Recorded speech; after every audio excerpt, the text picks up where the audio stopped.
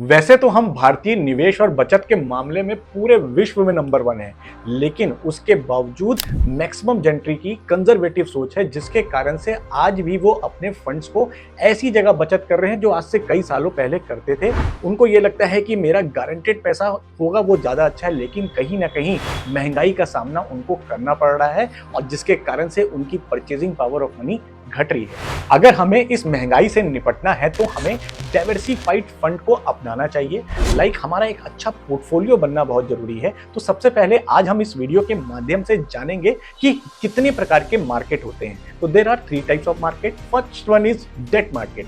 Date market बहुत ही simple, जो आज से रूढ़िवादी तरीके से हम जिसमें मार्केट में निवेश कर रहे थे, लाइक बैंक एफडीज, किसान विकास पत्र, पीपीएफ, एनएससी, ये जितने भी प्रकार की योजनाएं होती हैं, हम जहां पे भी निवेश करते हैं, एक्चुअली बैंक पोस्ट ऑफिस एक माध्यम होता है और ये पैसे आपके निवेश government bond, treasury and security bills में होते हैं। और जान के हैरानी होगी कि 1996 में यही पे आपको 16% गारंटेड रिटर्न मिलता था, जो कि धीरे धीरे घटते क्रम में आज के मौजूदा हालात में देखें तो ये 7.65% में आ गया है। इस डेट मार्केट को हमें यह समझना है कि जैसे जैसे देश विकास की ओर जाएगा तो डेट मार्केट नीचे आएगा। जैसे आज यूरोपियन कंट्रीज में कई ऐसे देश हैं जहां पे डेट मार्केट में हार्डली 2% 1.5% का रेट ऑफ इंटरेस्ट मिल रहा है। तो आने वाले कल में ये भारत में भी ये होने वाला है, जहां आज आपको बैंक एफडीओ में 7-7.5% रिटर्न मिल रहा है, वही ये आने वाले कुछ समय के बाद ये 2.5-3% में भी आने में ज्यादा वक्त नहीं लगेगा।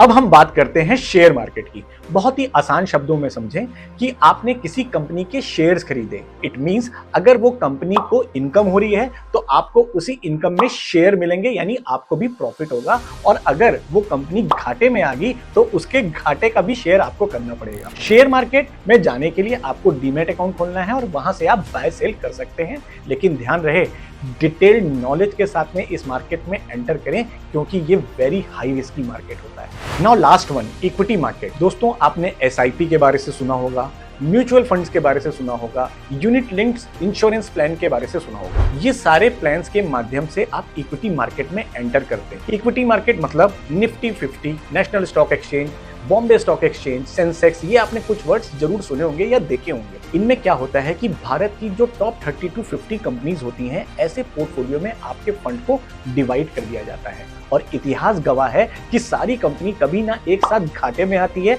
ना एक साथ फायदे में आती है। तो कुछ घाटे में और कुछ फायदे में, जिसका आपको एवरेज रेट ऑफ इंटरेस्ट बहुत अच्छा आता है as comparison to debt market. और इसीलिए शेयर मार्केट के कंपैरिजन में म्यूचुअल फंड्स और यूलिप ज्यादा सेफ साइड में होते हैं। अब हम बात करते हैं हिस्ट्री की। यही सेंसेक्स और निफ्टी की अगर हिस्ट्री देखें तो सेंसेक्स 1979 में 100 पॉइंट से चालू हुआ था। 1989 में यही सेंसेक्स 714 पॉइंट पहुंचा और यही 99 में 3740 पॉइंट्स पहुंच गया।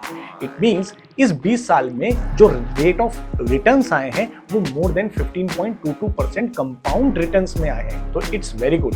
ये तो रहा पॉजिटिव बात, लेकिन अगर हम नेगेटिविटी देखें तो यहाँ पे हमारे देश की पर कैपिटा इनकम बहुत ही लो थी इस पीरियड में, जीडीपी ग्रोथ बहुत ही लो थी, फॉरेन डायरेक्ट इन्वेस्टर्स का इंडिया में रुझान नहीं था, साथ ही साथ बड़े बड़े स्कैम भी हुए। हर्षद मेहता स्कैम हमने सुना होगा, साथ में कारगिल वॉर भी हुई। लेकिन उसके बावजूद अगर लॉन्ग टेन्योर में देखें तो एवरी 10 इयर्स में बहुत ही शानदार रिटर्न आए हैं। इक्विटी मार्केट में किसी भी प्रकार की धांधली ना हो, इस कारणवश सरकार ने सेबी का गठन किया और सेंसेक्स और निफ्टी को रेगुलेट करने के लिए security exchange board of India 2001 में आ गई। 2001 में सेंसेक्स 3800 पॉइंट में था, वहीं 2010 में 10,800 पॉइंट हो गया। इट मींस 3 टाइम्स ग्रोथ में आ गया। लेकिन अगर आप देखें तो 2008 में अमेरिका में रिसेशन आने के कारण भी इस सेंसेक्स में असर आया, उसके बावजूद देखिए 3 टाइम्स ग्रोथ हुआ। वहीं 2020 में यही सेंसेक्स 26,000 पॉइंट में आ गया। यहाँ पे कोविड जैसी महामारी का सामना करने के बावजूद लगभग 2.5 गुना ग्रोथ रिटर्न आ गया।